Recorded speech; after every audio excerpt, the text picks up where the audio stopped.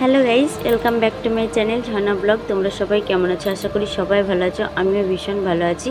তো বন্ধুরা, আজকে আমি এক ঢিলে দুই পাখি মারবো। তো এক ঢিলে দুই পাখি কিভাবে মারবো জানতে হলে আমার এই পুরো ভিডিওটা দেখতে হবে আর আমার সঙ্গে থাকতে হবে, ভিডিওটা কন্টিনিউ করতে হবে। তো দেখো, একসঙ্গে কিন্তু মা মেয়ে আমরা খেতে বসে গেছি একই থালায়। মা মেয়ে একই থালার খাওয়ার মজাটাই কিন্তু একটা অন্যরকম ব্যাপার। ভেবেছিলাম রেডি হওয়ার আগেই খাওয়া দাওয়া করবো, কিন্তু রেডি হওয়ার পর খাওয়া দাওয়া করছি। তো তোমরা অনেকেই আমাকে বলছো যে দিদিভাই ভালো ডক্টর দেখাও, বড় ডক্টর দেখাও, এটা বলছো সবার মুখে এক কথায়, মানে তোমার এত শরীর খারাপ দিদিভাই, তো তুমি ডক্টর দেখাও, বারবার সবাই মিলে বলছো। তো আমি ফেসবুক প্ল্যাটফর্মে এসে দেখলাম যে আমার দূরেকার বন্ধুরা আমাকে সবাই ভীষণ ভালোবাসে।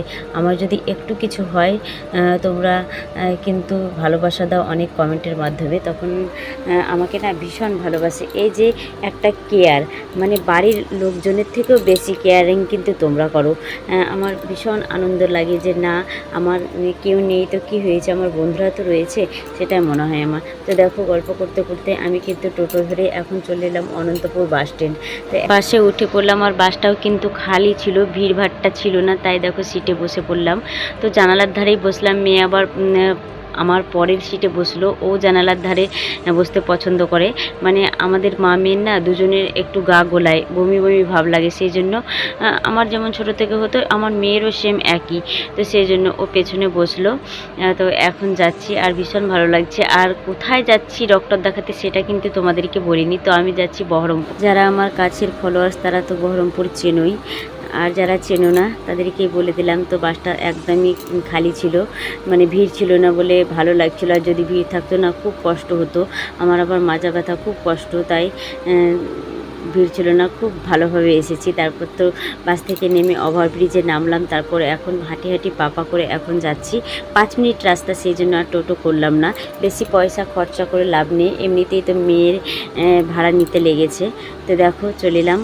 তো আজকে কিন্তু অনেক ভিড়, কারণ সামনে ভোট, সেই জন্য এখন সবাই ডক্টর দেখাতে এসছে। আর এখন কিন্তু আমরা বেঞ্চে বসে আছি, এখন কিন্তু লাইন হয়ে গেছে, আর প্রেসক্রিপশন জমা দিয়ে রেখেছি, কারণ প্রচুর এখানে মানুষ হয় যারা ডক্টর দেখাবো ভাবছো যে ব্যথার জন্য।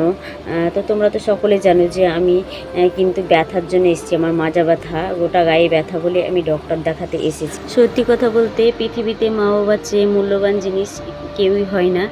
আজকে মা বাবা আছে বলে আমি হয়তো ডক্টর দেখাতে আসতে পেরেছি, নইলে আমি আসতে পারতাম না। জানো তো বন্ধুরা, একটা কথা মনে পড়ে গেল এই ডক্টর দেখা নিয়ে। আমি যখন শ্বশুরবাড়িতে ছিলাম তখন কিন্তু আমার হাজবেন্ড আর আমি একদিন বহরমপুর ডক্টর দেখাতে এসেছিলাম। এই যে আমার স্কিনের ভিটিলিগো, যাকে বলা হয় এক কথায় সেতি, তো সেতি রোগটা হয়েছিল। তো ডক্টর দেখাতে এসে ডক্টরে অনেক মেডিসিন দিয়েছিল আর একটা মলম কিনতে দিয়েছিল। তো সেই মলমটার দাম কিন্তু 700-800 টাকা ছিল, সেই জন্য আমার হাজব্যান্ড কিনে দেবে না বলে সে আমার সঙ্গে ঝামেলা করেছিল, আর আমাকে সেদিন এই বহরমপুর শহরে কিন্তু চড় মেরেছিল। তো আমার ভীষণ রাগ হয়েছিল। তো তর্কাতর্কিতে মলমটা কিনে দেবো না বলছিল আমার হাজব্যান্ড, সেই জন্য তর্কাতর্কি করে আমার হাজব্যান্ড আমাকে মেরেছিল। সেদিন কিন্তু আমার বহরমপুর থেকে মায়ের বাড়ি যাওয়ার কথাও ছিল, সেটা কিন্তু আমার হাজব্যান্ড কিন্তু আমার মায়ের বাড়িও নিয়ে যায়নি, আবার আমাকে শ্বশুর বাড়ি ফেরত নিয়ে গিয়েছিল। তো এই কথাটা আমার মনে পড়ে, ভীষণ দুঃখ হয়, এখনও আমার মনে পড়ে, জানো তো বন্ধুরা।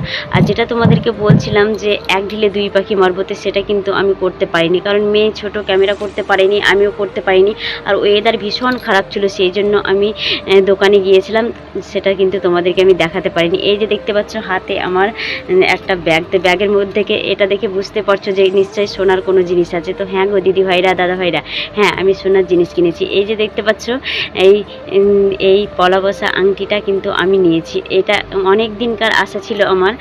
তো আমার ভীষণ পছন্দ, আমি 5-6টা দোকান খুঁজে খুঁজে দেখো একটা দোকানে পেলাম, এটা কিন্তু ভীষণ পছন্দ আমার। তো কেমন হয়েছে অবশ্যই কিন্তু কমেন্টে জানিও, ঠিক আছে। তো এটাই হচ্ছে আমার এক ঢিলে দুই পাখি। দেখো এক খরচে আমার কিন্তু ডক্টর দেখানো হলো, আর একটা আমার মনের আশা পূর্ণও হয়ে গেল।